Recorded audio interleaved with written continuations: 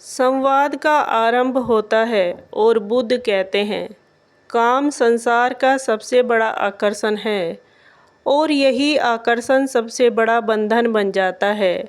मन जितना विषयों की ओर भागता है उतना ही वह दुख के चक्र में फंसता है।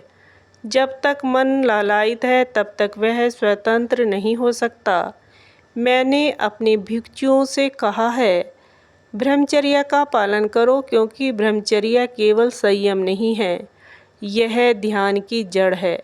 काम एक आग है जो बाहर जलती है, पर जब भीतर की ओर मोड़ी जाए तो तपस्या बन जाती है।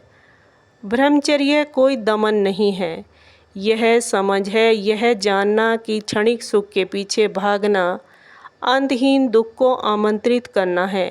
इस पर ओशो कहते हैं, आपने कहा काम मोह है, पर मैं कहता हूँ काम ऊर्जा है जो तुम्हें पैदा करती है।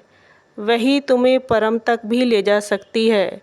अगर तुम होश में हो, काम को दबाना मत, क्योंकि जो दबाया जाता है वह गहराई में झर बन जाता है।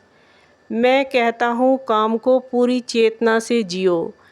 जब तुम प्रेम में हो, पूरी उपस्थिति से रहो, तब वही स्पर्श ध्यान बन सकता है, वही मिलन ध्यान की शुरुआत बन सकता है। ब्रह्मचर्य तब घटता है जब काम का रस समाप्त हो जाए, जब तुम उसे पूर्णता से जी चुके हो। बिना दमन, बिना अपराध काम कोई पाप नहीं है, वह जीवन की जड़ है और जीवन को नकार कर तुम परम को नहीं पा सकते।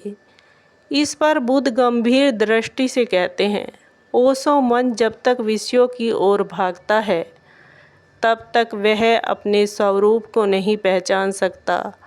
काम एक ऐसी आग है जो पहले आकर्षण लगती है, फिर बंधन बन जाती है। मैंने अपने जीवन में देखा है, वासना कभी भी तृप्त नहीं होती, वह जितना मिलती है उतना ही बढ़ जाती है। ब्रह्मचर्य कोई दमन नहीं है, यह उस क्षण की घोषणा है जब भीतर की यात्रा बाहर के आकर्षणों से ज़्यादा मूल्यवान लगती है। मैंने हजारों भिक्षुओं को देखा है जिन्होंने कामनाओं को त्याग कर ध्यान में अमृत पाया है, और यह त्याग कोई ज़बरदस्ती नहीं था, बल्कि एक समझ से उपजा स्वाभाविक निर्णय था। बाई शेष कल।